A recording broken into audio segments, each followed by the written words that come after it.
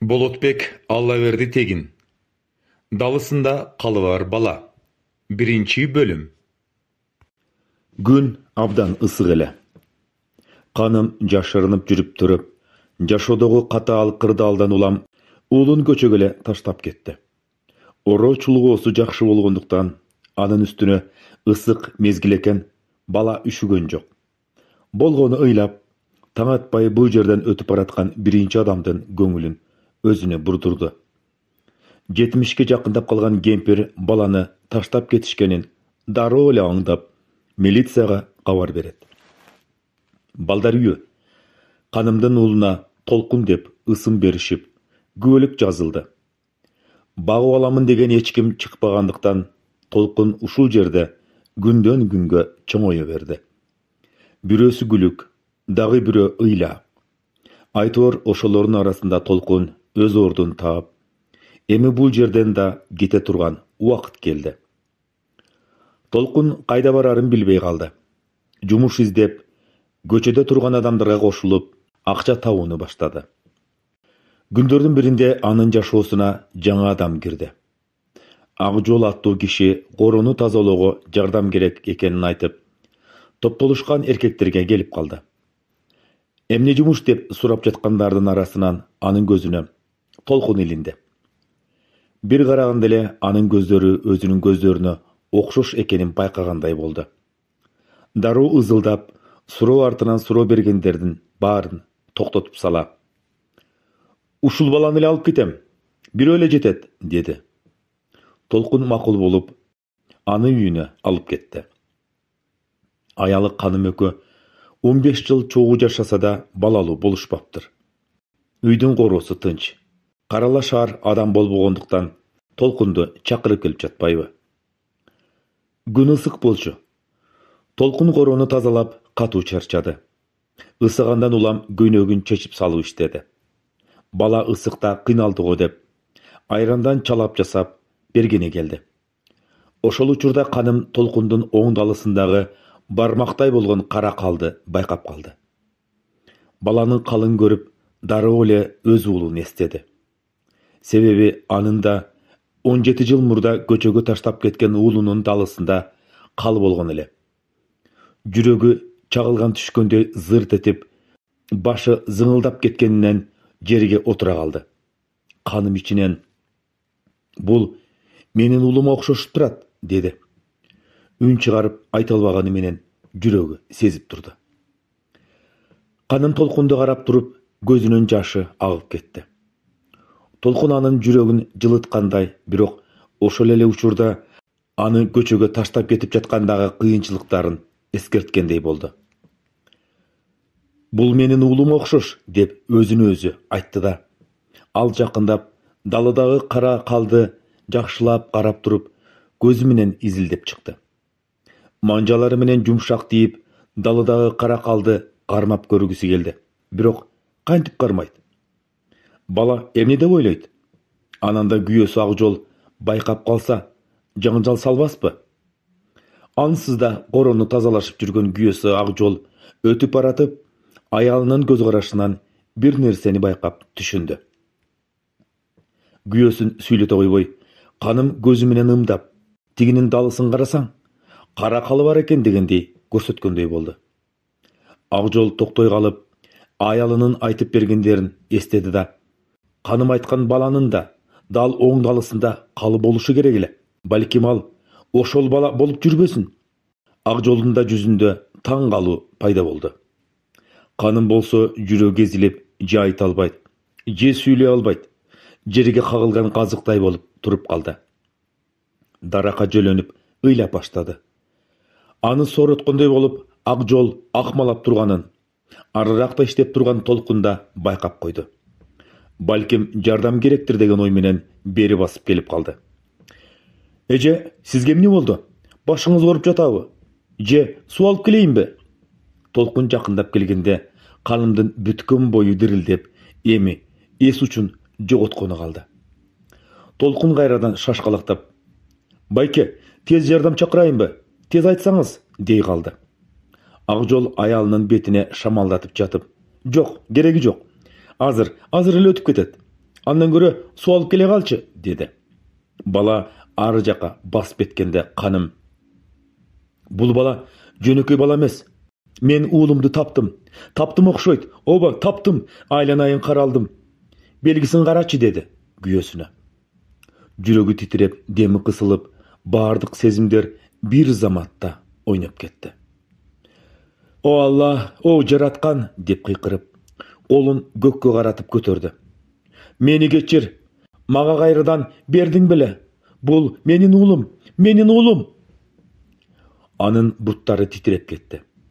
Ага койсо, ал азыр эле чуркап барып, уулунун башына колун коюп, бетинен сүйүп жибергиси бар. Бирок азырынча анте албайт. Мүмкүн эмес да. Аңгыча толкун чыныга суу алып келе калды. Уулунун көздөрү менен канымдын көздөрү байланышты. Бул көз караштарда ыйыктык, кечирим, сүйүү жана кайрадан табылган бакыт бар болчу. Бирок канымдын башкача карап турганына толкун таң калды. Ичинен оорусу бар аял окшойт деп ойлоп койду. Ал эми канымдын ыйы өткөндөгү өкүнүч, кечирим жана сүйүүнүн аралашмасы бардык оор күндөрдү тазалап, жүрөккө жаңы дем берди. Акжол түзүлгөн кырдаалды түшүндүрүп берейин деп турду. Бирок эмне деп айтмак эле? Башы маң болуп, аялынан бешбетер маңыроо болуп калды. Аялы менен сүйлөшүп алууну каалап, Акжол толкунду дагы бир нерсеге жөнөтүп турууну чечти. "Толкун, тиги ашканага кирсең, баш оорунун дарысы бар. Алып келе калчы", дей салды. Бала чуркап кеткен соң, Акжол аялына дароо сүйлөп баштады. Айтып үлгүрүп калбаса, бала тез эле келип калат. Көрсө баленин баары Акжолдон башталган тура. Каным менен Акжол кыз жигит болуп жүрүшүп, канымдын боюнда болуп калат. Эми баш кошушпаса болбойт. Курсагы күн сайын чоңоюп бараткандыктан канымдын да шаштысы кетти. Эмне кылыш керек? Экөө акылдашып, Акжол айылга келип, апасына абалды түшүндүрөт. Жаман кабар алып келдиң деп уулун тилдеп, каргап салат. Өлүгүң отурайындар. Тантыраба сен. Намысы жок келенди үйүмө киргизбейм. Айтпа магандайыңды. Тарбиясыз жетекти жолотпойм, деп үйдү көтөрө кыйкыра бергендиктен Акжол келген жолуна бушайман болуп, артка кайтат. Каным жашаган окуу жайдын жатаканасына келип, апасы жолдогон саламды жеткирет. Эмне кылуунун айласын таппай, экөө бойдон алдырып салууну чечишет. Бейтапканага барышса, бойдон алдырууга кеч болуп калганын, эгер ага деле болбой алдыра турган болсо, канымдын жашабай калышы мүмкүн экенин дарыгерлер эскертет. Ошентип Акжол окуусун таштап, шаардын четинен арзан батир алышып, канымды ошол жерге жайгаштырат да, өзү акча таап келүү үчүн Орусияга кетип калат. Курулушта иштеп жүрүп, экинчи кабаттан кулап кеткендиктен буту сынып, ооруканада 3 ай, жалпысынан 8 ай төшөктө жатып калат. Дагы жакшы достору бар экен, ошолордун жардамы менен жашап жүрдү. Ошол себептүү канымдын айып күнү жетип, төрөгөнү калганда, жанында боло албай, ал тургай акча да бере албай калат. Байланышканга же телефон жок ал кезде. Айласы кеткен каным төрөтүүчү аялды үйүнө чакырып көз жарат. Элдин сөзүнө калам, ата-энемдин бетин жер каратам деп коркуп, татынакай уулун көчөгө таштап салып жатпайбы? Ошол болду. Кийин Акжол айыгып келип, эч кимдин көңүлүнө карабай, канымга үйлөнүп алат. Экөөнүн баш кошконуна мынтип 15 жыл болсо да, жараткан аларга перзентти ыраа көргөн эмес экен. Заңгыраган чоң үйдө куураган 2 гана баш жашайт. Армандар ичинде. Жараткандын жазасы деп кабыл алышып, тагдырга баш ийип калышкан. Баланын ыйлаган, ыңалаган үнү чыкса гана ушул үйдө деп жашап келе жатышканда, ушул окуя жүз алып жатпайбы? Бул экөө балалуу бололу деп кыйла эле аракет кылышкан. Көрүнбөгөн дарыгери, каккылабаган эшиги калбады. Иче салса эле балалуу болуп кала тургансып, табыптардын да берген дарыларын кутулап ичишти. Эми мындагы айып Акжолдун өзүндө экен. Орусияда жүрүп суукта калгандыктан тукумсуз болуп калганын дарыгерлер айтышкан. Болбосо каным айыптуу болсо, кайненеси чак эле кууп салмак. Кемчилдик инисинде экенин билип турушса да, анда-санда келе калган кайнежелери «Эртерээк туусаң боло, Акжолду зарга акшатпай» деп зекип калышат. Ошон үчүн да канымды бул чоң үйдөн эч ким кууп чыга албайт. Толкун даралып келгичең айта калайын десе да, каным токтобой Акжолду сүйлөтө койбоду. Мен сени таптым, сен менин уулумсуң деп бышылдап, каным Кудайга жалбарып ыйлап жатты. Рахмат сага, Аллахым, сага рахмат. Акжол айласы алты болуп, аялына катуураак сүйлөдү. Жагыңды жаба турчу деге, шашпа, алгач аныктайлы, билели, анан калганы болду кыл, келе жатат, деди. Толкун да келип калды. Дарыны канымдын колуна берип жатканда, экөөнүн колдору бири-бирине тийише кетти. Уулумдун колуна колум тийди деп, каным кайрадан шолоктоп баштады. Такыр токточудай эмес. Бала дагы өзүн ыңгайсыз сезе баштады.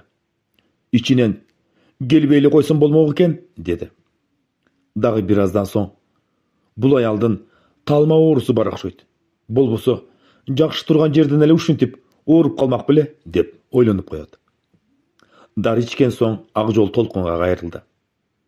Кел, сен ары жагынан кармачы, экөөлөп үйгө алып кирели, деди. Канымды кире бериштеги диванга отургузушуп, Толкун ишин улантуу үчүн сыртка чыгып кетти. Эми экөө шашпай акылдаша сүйлөшүүгө өтүштү. Каным кайра эле тынчтана албай, ар нерсени божомолдоп, күйөөсүнүн да айласын кетире турган болду. Аялын катуу кагып, мени ук, мен да сезип жатам. Жана эрте менен кул базарга барганда эле анын көздөрүн байкагам. Көздөрү меникине аябай окшош экен деп койгон элем ичимде. Эми сен мынтип жатасың. Күйөөсүнүн оозунан сөзүн жулуп алып, мен сага айтып жатпаймынбы? Кандай түшүнбөгөн эмесиң? Ушул менин балам, ушул, чакырчы, азыр эле сурайын. Кайдан болот экен? Кайда жашайт? Чакырчы, суранам сенден, деп күйөөсүнө жалбарып кетти. Канымдын көз жашы азыр бакытка айланды. Ал ичинен бул күн 17 жылдык үмүттүн, кечиримдин белгиси болду мага. О жараткан, сага рахмат. Бүгүн кайрадан табылган үй бүлөмдүн күнү болду. Бир аз тынчтана калган каным тамак даярдап, Толкунду тамактанууга чакырышты. Акжол сыртка чыгып, Толкун, кел бери. Күн аябай ысык болуп жатат. Сал, салкындаганда экөөлөп бүтүрүп коебуз, деди. Толкун таң кала ичинен, азыр эле тамактандык эле го. Эмне кайра чакырып жатат, деп түшүнө албады. Жок, мен иштей берейин. Бала колундагы тырмооч менен жерди тазалай берди. Акжол кайрадан, кел эми, бүтпөсө бүтпөй калсын. Эми сен да ооруп калба, келе бер, деп өктөм айтты. Суусундуктардан ичип, кыйла эс алышкандан кийин Толкун кайра сыртка жөнөдү эле. Аны канын токтотуп калды. Балам кой отур, азыр ысык, чыкпай эле турчу, деп алып, балам деген сөз оозунан чыгып кеткенине өзү да таң калды. Бала болсо кыжаалат. Булар эмнели болуп жатышат деп түшүнбөй жатты. Ичинен ойлонуп коет. Ишке барган жерде тыным алдырышпай жумшашат эле. Булар болсо кайра болду дешет го. Эмнеге мындай экен, деп сурап алат өзүнөн өзү. Каным болсо араңдан тапкан баласын жоготкусу келбей, үйүнөн чыгаргысы жок. Эмне кылса да аны бүгүн үйүндө алып калышы керек. Аялына караганда акылын топтоп сүйлөгөн Акжол баланы алып калыштын амалын кылып Толкунга кайрылды.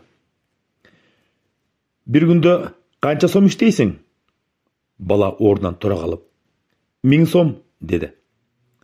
Акжол капчыгын ачып, Толкундун колуна 5000 сомду санап берди. Мегал, 1000 сом бүгүнкү ишиң. Калганы менден жардам, деп диванга отура кетти. Эч нерсени түшүнбөгөн Толкун турган боюнча катып калды. Отур, кел бир аз телевизор көрөлү, деди Акжол.